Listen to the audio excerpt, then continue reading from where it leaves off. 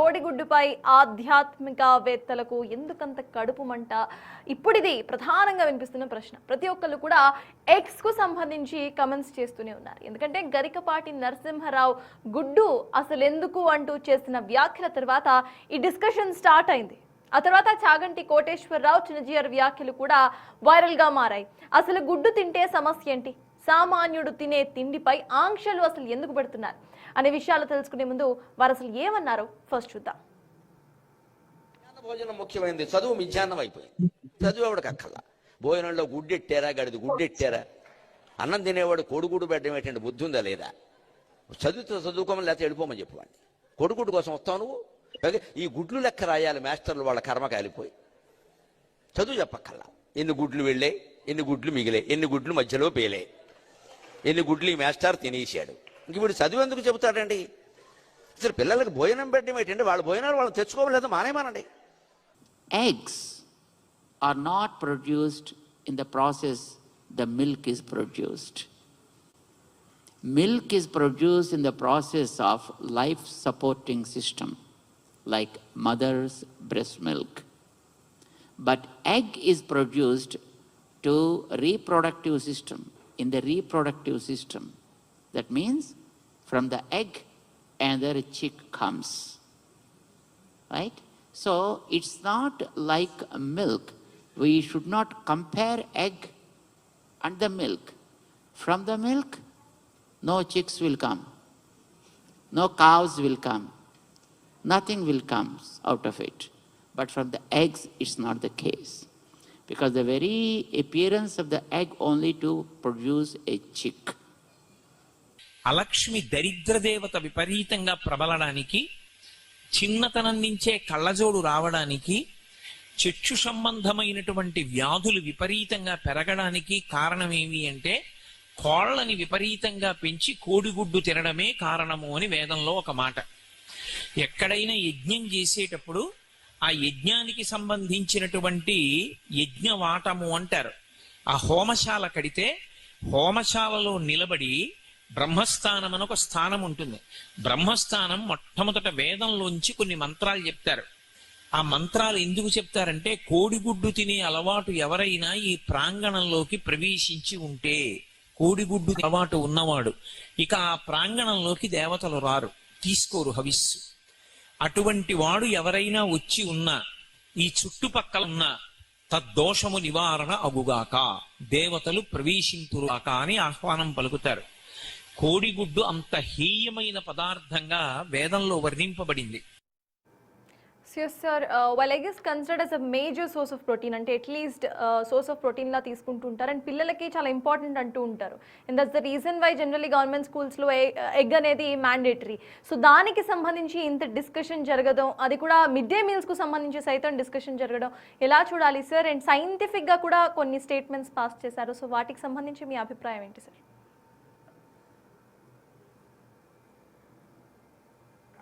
అంటే ఇప్పుడు ఆధ్యాత్మికవేత్తలు ఆధ్యాత్మిక పరిజ్ఞానం చెప్తే సరిపోతుంది, కానీ వైద్య పరిజ్ఞానం చెప్పడం వల్ల సమస్య వస్తుంది.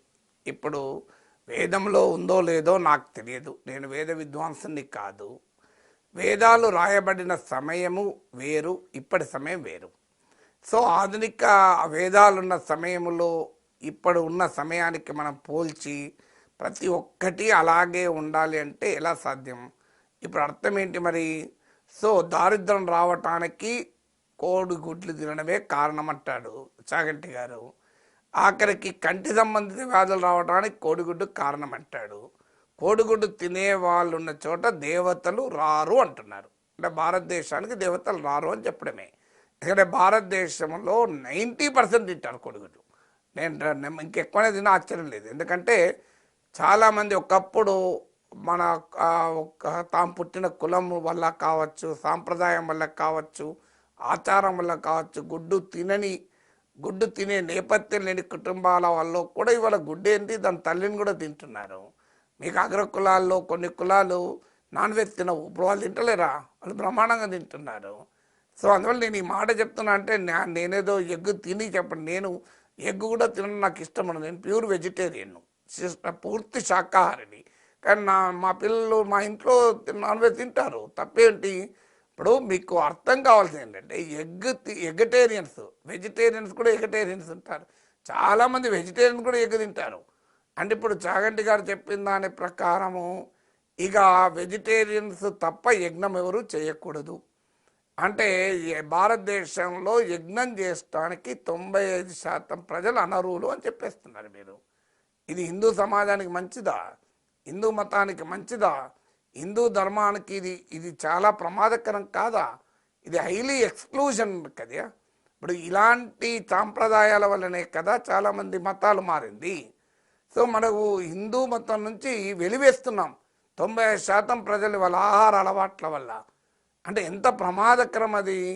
మీకు వేదంలో కోడిగుడ్డు తినకూడదని ఉంది. కోడిగుడ్డు తినేవాళ్ళు ఉంటే అక్కడ దేవతలు ఉండరు అంటే అర్థం ఏంటి? మీరు 90% పైగా ఉన్న హిందువుల్ని దేవులకు దూరం చేస్తున్నారు, యజ్ఞాలకు దూరం చేస్తున్నారు, హిందూ ధర్మానికి దూరం చేస్తున్నారు కదా.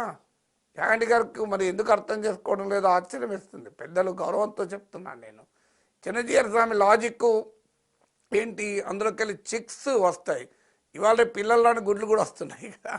మరి వాటి సంగతి ఏంటి?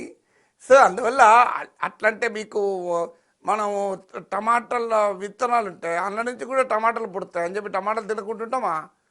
మీకు చిక్కుడు గింజలకెళ్ళి చిక్కుడుకాయలు వస్తాయి, దాని చిక్కుడుకాయ తినకుంటున్నామా? మామిడికాయ పిక్క నువ్వు భూమిలో పెట్టు, మామిడి పళ్ళు వస్తాయి, చెట్టు మొలుస్తుంది. చెట్టు మొలవదా? అంటే మామిడి పిక్కల నుంచి చెట్లు వస్తాయి కనుక మామిడి తినకూడదు అని అనగలమా? మీకు వడ్లను మీరు గోధుమల్ని మీరు భూమిలో పాతండి, ఏమొస్తాయి? మళ్ళీ వడ్లు రావా, గోధుమలు రావా? సో అంటే వాళ్ళందరినీ మనం తినకూడదు, ఎందుకంటే అవి మళ్ళీ ప్రొడ్యూస్ చేస్తాయి లైఫ్ని కనుక. It may be animal life, it can be plant life, but life is life కదా. సో అని చెప్పి వాళ్ళన్నిటిని తినకుండా ఉండగలమా మనము? సో మనము ఇక చాగంటి గారైతే అసలు అన్నంతో గుడ్డు పెట్టడం ఏంది? అన్నంతో పెట్టడం దేంతో పెడతారు గుడ్డు? నాకు అర్థం కాదు. ఇక మధ్యాహ్న భోజనం అది వేరే డిబేట్ అసలు. కానీ గుడ్డు అన్నంతో పెట్టడం బుద్ధి ఉందా అంటే ఎట్లా? అన్నంతో ఆమ్లెట్లు తినేటోళ్ళు ఈ దేశంలో 99% మంది ప్రజలు ఉంటారు. 90% వాళ్ళందరికీ బుద్ధి లేదా? అసలు ఈ దేశంలో కోడిగుడ్డు తినే వాళ్ళెవ్వరికీ బుద్ధి లేదని చెప్దామా? అసలు మీరు దేశ ప్రజల్ని 90% హిందువుల్ని డిజోన్ చేసుకుంటే అదెక్కడ ఆధ్యాత్మిక పరిజ్ఞానం అవుతుంది? ఆహార అలవాట్లు సమాజంలో ఒక చిన్న సెక్షన్, మీరు మొత్తం హిందువులో ఉంటే ఒక స్మాల్ సెక్షనే వారు సాంప్రదాయంగా వేల సంవత్సరాలుగా వారి ఆచారంగా వాళ్ళు మాంసాహారం తినరు. అందులో కొద్దిమంది కోడిగుడ్డు కూడా తినరు. మాంసాహారం తినని వాళ్ళు కూడా కోడిగుడ్డు తినేవాళ్ళు చాలామంది ఉంటారు. కోడిగుడ్డు తినే వాళ్ళు వెరీ వెరీ స్మాల్ మైనారిటీ. వారిలో కూడా చాలామంది ఇప్పుడు తింటున్నారు. సో ఇప్పుడు బహిరంగంగానే తింటున్నారు, ఇళ్లలో కూడా తింటున్నారు. పోనీ తినని వాళ్ళు ఎంతమంది ఉంటారు? Very negligible. అంటే ఒక స్మాల్ సెక్షన్ ఆహార అలవాట్లను సమాజం మొత్తం మీద నేను రుద్దుతాను. అంటే మీకు నచ్చని, మీరు నీచంగా భావించిన దాన్ని, మీరు అంగీకరించిన ఆహార అలవాట్లను సమాజం మొత్తం మీద రుద్దే అధికారం మీకు ఎవరిచ్చారు? ఇప్పుడు తినేవాళ్ళు తింటారు, తినని వారు తినరు. తినని వాళ్ళను కంపల్సరీ తినమని ఫోర్స్ చేయాల్సిన అవసరం లేదు. అదే సమయంలో తినేవారికి నీకు హక్కే లేదు, మీరు హిందువులే కారు, మీరు యజ్ఞానికి అనర్హులు, మీరున్న చోట దేవతలే ఉండరు అంటే వాళ్ళని అస్పృశ్యులుగా యజ్ఞానికి దూరంగా పెట్టాలి, హిందూ ధర్మానికి దూరంగా పెట్టాలి అనే సిద్ధాంతం ఏ రకమైన సిద్ధాంతం? సోషల్ ఇంక్లూజన్ కావాలి, ఇంక్లూజివ్ హిందూయిజం కావాలి, అందరినీ తమలో కలుపుకునే హిందూ ధర్మం కావాలి. సో నేను అందరినీ వేరు చేసుకుంటాను, వదిలేసుకుంటానంటే ఎట్లా? ఇది కొన్ని అది కూడా ఒక అగ్ర కులాల్లో కూడా అందరూ తినని వాళ్ళు గారు, అగ్ర కులాల్లో కూడా ఒక 2 కులాల వాళ్ళే తినరు. మనందరికీ తెలుసది. బ్రాహ్మణ వైశ్య కుటుంబాల్లో మాత్రమే నాన్ వెజ్ తినరు. అది కూడా ఇప్పుడు వాళ్ళలో చాలామంది తింటున్నారు. మీరు బ్రాహ్మణ వైశ్యులలో ఎంతమంది తింటున్నారు? చాలామంది తింటున్నారు. మన చుట్టూ తెలియదు, ఇది చెప్తే వివాదం కావచ్చు, కానీ వాస్తవమే కదా, కాదని మనం కదా. కొంతమంది ఇంట్లో తినకపోయినా బయట తింటారు, కొంతమంది ఇంట్లో కూడా తింటున్నారు. అయినా ఈ సాంప్రదాయము ఆచార ప్రభావం మన దేశంలో ఎంత అంటే, దేవునికి శనివారం రోజు దేవునికి గుడికి పోతాం కనుక మేము నాన్ వెజ్ తినము, ఇవాళ మేము పెళ్ళి శుభకార్యం కనుక నాన్ వెజ్ తినము అనే వాళ్ళు నాన్ వెజిటేరియన్స్లో కూడా ఉన్నారు. అంటే ఒక స్మాల్ సెక్షన్ యొక్క ఆచారాలు సాంప్రదాయాలు మొత్తం సమాజాన్ని శాసిస్తాయంటే అది ప్రజాస్వామ్యం అవుతుందా? మీకు ఆరోగ్యానికి ప్రోటీన్లు అవసరము, ఎగ్ అనేది హెల్త్కి అవసరము, మీరు వైద్య శాస్త్రం చెప్తోంది ఎగ్ తినమని డాక్టర్లు చెప్తుంటారు. మీరు వాళ్ళందరినీ కూడా బుద్ధి లేని వాళ్ళని అంటే ఎట్లా? డాక్టర్లను, న్యూట్రిషనిస్టులను బుద్ధి లేని వాళ్ళంటే ఎట్లా? సో అది ఏ రకంగా న్యాయమైతే చెప్పండి. ఒక ఇది ఆహార ఆధిపత్యవాదం కాదా, ఇది ఫుడ్ డామినేషన్ది. సో ఆహార అహంకారం కూడా అవుతుంది. నేను తినేదే రైటు, మీరు తినేది తప్పు అనే హక్కు మనకు ఎవరిచ్చారు? మనం తినేది మనం తింటాం, ఎదురు వాళ్ళు తినే వాళ్ళు ఉంటారు. ఇంకోటి కూడా ఏంటి, డైవర్సిటీని గౌరవించే ఆహారంలోనే కాదు దేంట్లో కూడా డైవర్సిటీని మేము గౌరవించము అంటే ఎట్లా? సమాజంలో సాంప్రదాయాలు, ఆచారాలు, పద్ధతులు, ఆహార అలవాట్లు అనేక రకాలుగా ఉంటుంది. నార్త్ ఈస్ట్లో బీఫ్ తింటారు. బీజేపీ నాయకులే మేము బీజేపీ బీఫ్కు వ్యతిరేకంగా ప్రచారం చేసిన సమయంలో నార్త్ ఈస్టర్న్ బీజేపీ నాయకులు బహిరంగ చెప్పారు, ఎస్ మేము బరాబర్ బీఫ్ తింటాం, మాకు ఎగ్జామ్షన్ అని చెప్పారు. బీజేపీ వాళ్ళకి ఎగ్జామ్షన్ కూడా ఇచ్చింది. మరి ఏం సంగతి ఏం మాట్లాడతాం మనం? ఇప్పుడు కేరళలో చాలామంది హిందువులు కూడా బీఫ్ తింటారు. సో నాలాంటి వాడు నేను చికెనే తినా, నేను బీఫ్ తినేవాడిని భరించలేక తింటుంటే చూడలేకపోవచ్చు, నేను దూరం ఉండొచ్చు, తప్పేం లేదు. కానీ తినేవాడిని కూడా తినొద్దని అనే అధికారం నాకెక్కడిది? నేను తింటే తింటాను, లేకపోతే లేదు. నా ఆహారం ఏంటో నాకు హక్కు ఉంది. కానీ నేను తినే ఆహారమే మీరు తినాలి. మీ ఆహారం నాకు నీచం అనిపిస్తే మీరు ఊరుకోవాలి. నేను వేసుకునే దుస్తులే మీరు వేసుకోవాలి. మేము మాట్లాడే భాషే మీరు మాట్లాడాలి. మేము ఆలోచించినట్టే మీరు ఆలోచించాలి.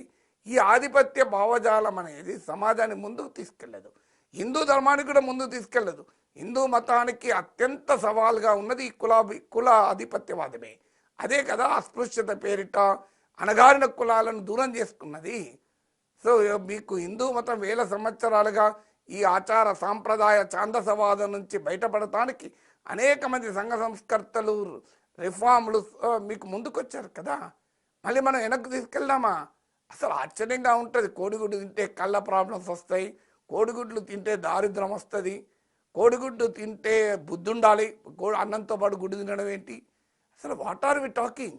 వాళ్ళ పట్ల సంపూర్ణమైన గౌరవంతో నేను మాట్లాడుతున్నాను. సో ఇది మీకెవరికి అధికారం లేదు. ఆధ్యాత్మిక చింతన పేరిట ఆహార ఆధిపత్యవాదాన్ని కానీ ఆచార ఆధిపత్యవాదాన్ని కానీ ప్రజలు అంగీకరించరు. మీరు చెప్పండి, ఇది మెజారిటీ హిందువులు ఒప్పించండి. నేను చాగంటి గారికి, గరికపాటి గారికి, చిరంజీవి స్వామి గారికి విజ్ఞప్తి ఏంటంటే, మీరు 90% హిందువులు మీ మాటలతో అంగీకరిస్తారా? 90% హిందువులు అంగీకరించకపోతే ఏంటి? మీరు చెప్పే ఆధ్యాత్మిక చింతనకే ఒక సవాల్ ఏర్పడదా?